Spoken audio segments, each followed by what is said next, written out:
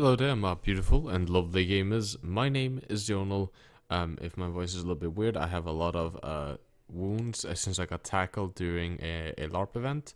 So I have a lot of wounds in my mouth, which is one reason that I haven't made that many videos, since it hurts to talk, to open my mouth, anything remotely. So that's why some of the videos, including I've had some issues with some contract stuff that I'm working on with a team and looking what team to join as a coach. And so on. Now, today we're doing something that has been requested before, and that is essentially something I did way back with the old team that I played for. Now I'm doing here in rank, where I'm breaking down one of my scenarios with Genji, and kind of showing off how to play Genji if you want to rank up from Diamond up to Master Range and so on. I think this can help, in general, most people, before people start saying, why should we listen to a Diamond Genji, for those who don't know me from my channel. My main account and actually all my accounts has been in Grandmaster and so on. So it's not that I am a fairly representation of a Diamond player, but I think that this has something to do with a lot with decision making, and then the accuracy and stuff like that is something that you would just have to work on in general. That's really what the decision making part is, really a big part of ranking up from Diamond to Master, since I know there's a lot of guys in Diamond that actually has really good accuracy. So let's just take a look at that. So this is start here, very standard stuff. Burning my dash really early because, well, I'm gonna have it for the next team fight anyway, and I have the flex, so I have something in case I need to get into cover, behind cover, anything like that. So that's not really fine. Just starting here now, spraying the shield, and immediately noticing that they have a Zenyatta, which I know is okay. That's a fairly decent kill that I maybe can get to. Also had to then maybe prioritize blade building a little bit faster, since I can a lot of time.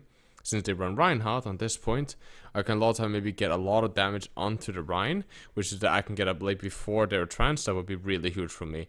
So I'll focus a little bit on blade building to see if I can get that blade up and running before they can get a trans, and then I can pop it to secure a 1 on the first point if necessary.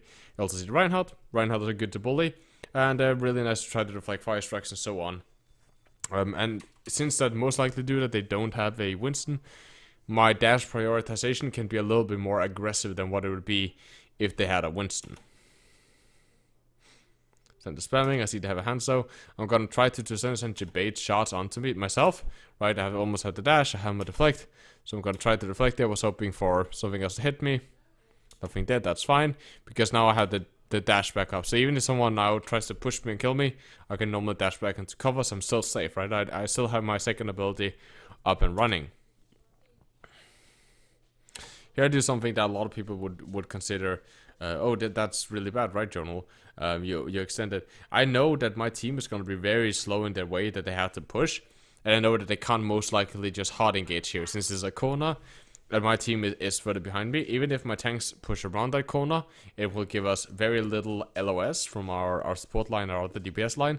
So me dashing and doing a melee combo onto the Rhine is pure ult charge build, as I talked about, to get in front of the Zenyatta and just pure, like, screw you, Ryan. Like, no respect, just to deal whatever damage I want. And I know that I will have my dash ready for a fight if I need to, right? My team isn't here, we aren't gonna rush or anything like that, so I know I don't need my dash that early anyway to kill secure anything.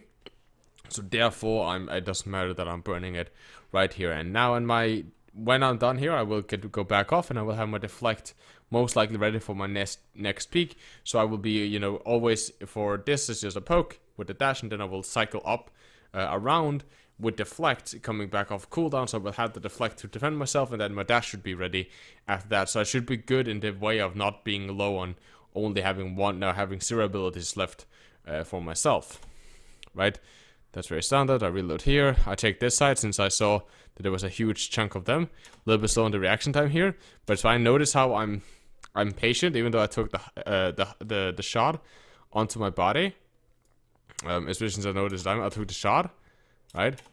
And I instead of that, I just threw the shuriken instead of trying to deflect it. In high GM ranks, I would most likely have popped the deflect. This is also more a little bit of me being like, well, there's a big chance of him not being able to hit me, especially if I do a little bit of crouch spamming, a little bit of strafing. There's actually a big chance that they won't hit me at all.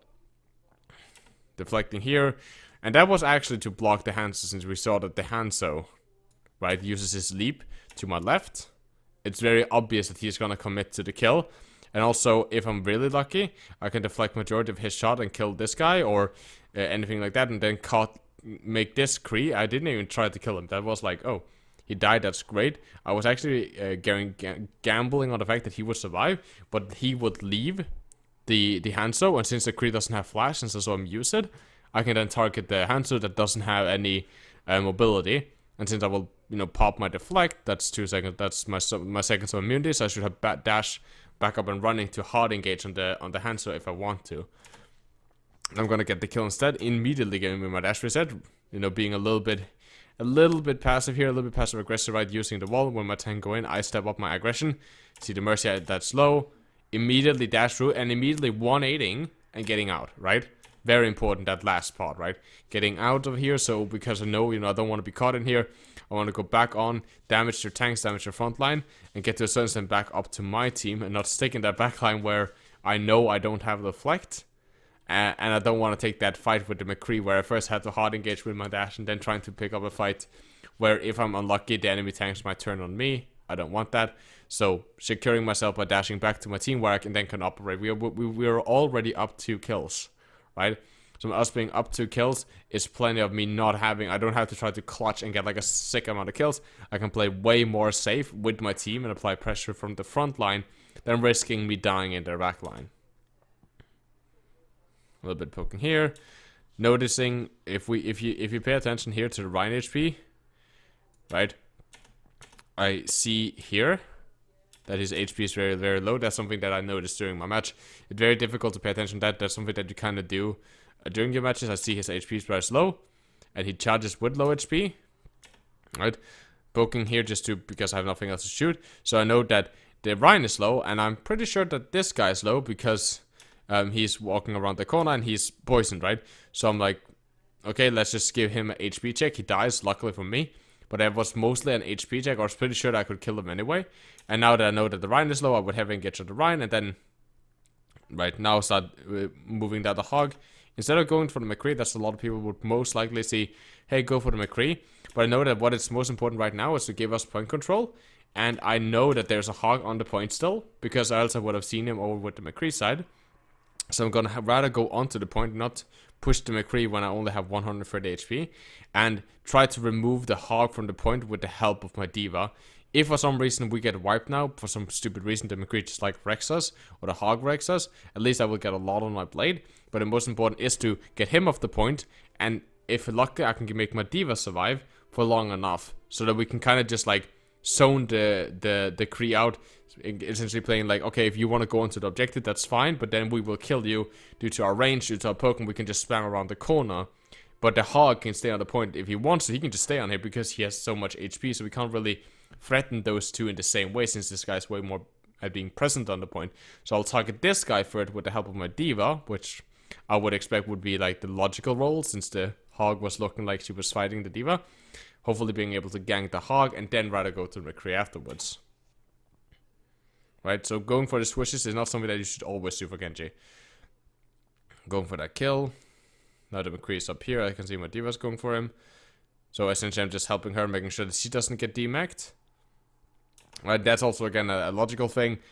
You see the Diva going for the McCree, so you know that the McCree has taken damage, so therefore you can easily just commit to the full fight. You don't need to do an HP check on someone that is already being attacked, especially since I know they don't have healers. There's going to be a little bit of a slow reaction time, actually, for me. I should have reacted way faster than that. That's fine, I deflect here. And now I'm actually gonna, even though we have 4 players on the objective, 5 players at least in the fight if you count me, I'm still gonna commit to my ultimate here for a couple of reasons. So then I'm gonna do this, right, which I'm gonna break down real quick. I'm just gonna show it because I think it looks cool. Boop, boop. Okay, so that I'm gonna commit to the ultimate here, and that's actually quite decent to point out, right? Because I know that I just killed the Kree. The Hog died a little bit after that, so I'm like, okay, so I see the Zenyatta, I see the Rhine, I see the Mercy. I'm like, okay, so the Hog died maybe a couple of, maybe 3 seconds later than that, so he should be on his merry way. The Kree is gonna be very late to the fight. But there's a couple of things. I don't want them to be allowed to stall. I don't know how good my team is. I've only fought with them a little bit, and my entire team died almost during the last fight. Even though we were 1-up, and we killed their Mercy. Even though that happened, we still lost majority of the team in that fight. So I'm like, okay, I don't want them to take this side. So I want to make sure that I establish dominance and immediately win this. On top of that, I know that the Descent doesn't have trance because of the time that we used on killing the guy. So if I blade now, he will get trance, and I will still be maybe like 60% or halfway on my blade, which is really good, because he will then have the trance to, you know, not hold it forever, or else you have to hold it forever, and that's incredibly good for me, because then we will have an advantage. While I'm building my Dragon Blade, they are waiting for my Dragon Blade to come up before they want to pop a support ultimate. That's really good, because my team can pop support ultimate very passive, kind of giving us a 1-up in the upcoming team fights. So he's either have to hold it, or he will burn it, and if he burns it, he will be out of sync with my Dragon Blade the rest of the entire match, which is fabulous for me, because that means I will get free nano blades, and in theory, as long as I'm good enough with my blades, which I feel that I am, I will win almost any team fight, because they don't really have anything to stop my blades for effectively wiping their team. So I will be, you know, I'll do this. I don't want to swap my positioning, and I don't want to get hit by this guy, because I don't want to start with low HP. So I wall climb to get an altitude. I blade, and look how patient I am, because I'm like, you know, I want nano, right?